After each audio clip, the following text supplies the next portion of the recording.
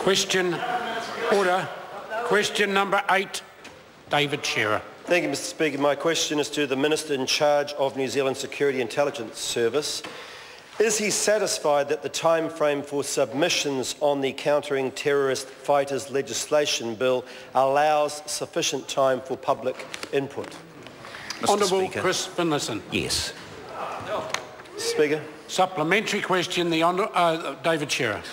Does he agree with the opinion of the New Zealand Law Society, which presented its evidence today orally because it had no time to prepare a written text?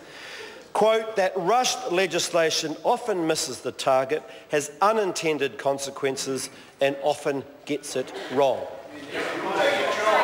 Order. Honourable Chris Finlayson. Mr. Speaker, the matter is before the Select Committee now, but I would say as a general principle I agree with that proposition. Rushed legislation often can miss the mark, so can carefully drafted legislation. The important task before us in this piece of legislation is to focus on the particular issues, bearing in mind it's interim legislation, bearing in mind it's going to have a sunset clause to ensure, for example, that we comply with the requirements in the Security Council resolution while we plan the full review. Speaker. Supplementary question, David Shearer.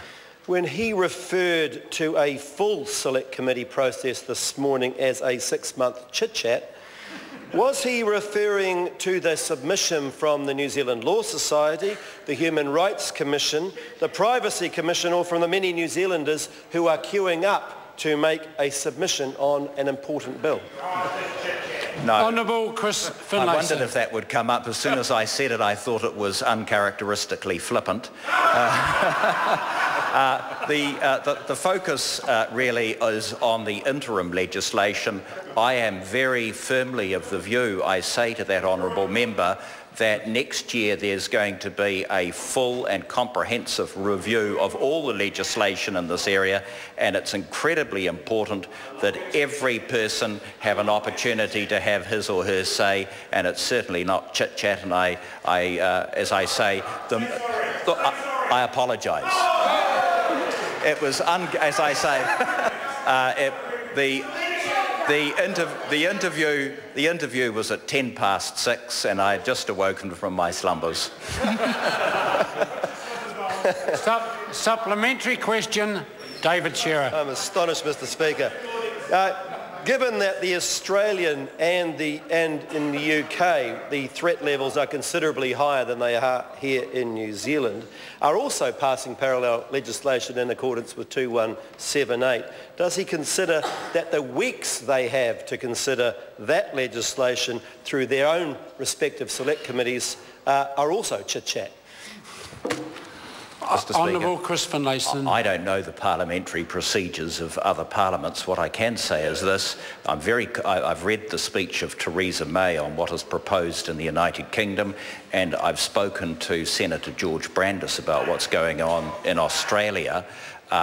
I'm very conscious that their legislation goes beyond what we're seeking to do here, and it's not interim legislation. The opportunity for the full submissions will come next year when we review all this legislation.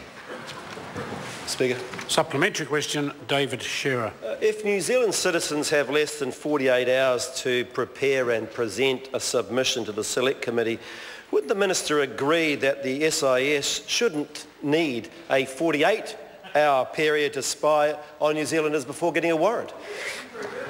Honourable Chris Finlayson. Mr. Speaker, I hear what the honourable member is saying, but what I do say is this: this is modelled, in part at least, on what's contained in the search and surveillance legislation, with other safeguards that I was very keen to see inserted, and if there are other safeguards that are suggested as a result of the good work of the Select Committee, I'm not the government, I shouldn't speak for the government, I and other members of the Cabinet will have a very close look at those, and I emphasise to the honourable member what we're seeking to do is not give these powers to the SIS in perpetuity. There will be a sunset clause on this legislation, and there will be an opportunity for full review. And I say to Mr. O'Rourke, if it's too long, well, let's have a talk about that as well.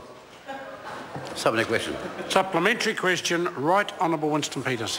Why would a political party give support to this legislation with such constricted time for consideration when the very bodies he seeks to give expanded powers to have shown themselves to be so politically biased as to favour one political party over another?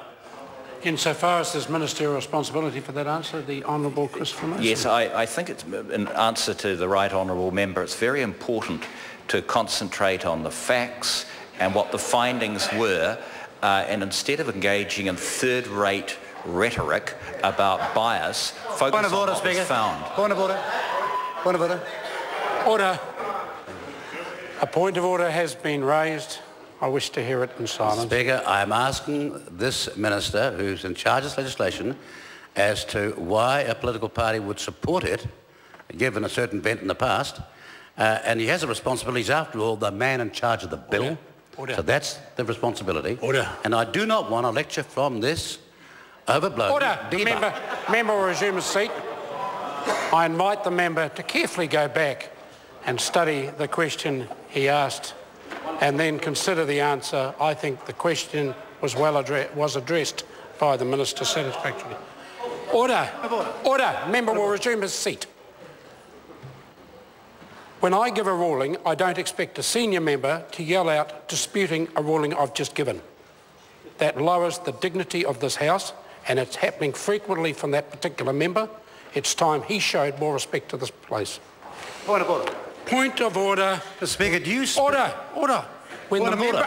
When the member rises, he calls point of order. I said point of order. And then I call the member, and then he speaks. Point of order has been called. The Right Honourable Winston Peters. Do you, Mr. Speaker, think it's fair that in a response that the Minister is responsible for, because he's in charge of the legislation, he should then be allowed to launch a personal attack, and then you find it suitable and appropriate? On this occasion, I do believe the answer was appropriate when I considered the tone and the language used by the member when he asked the question. That's why I invited the member to look carefully at his Hansard when he gets an opportunity.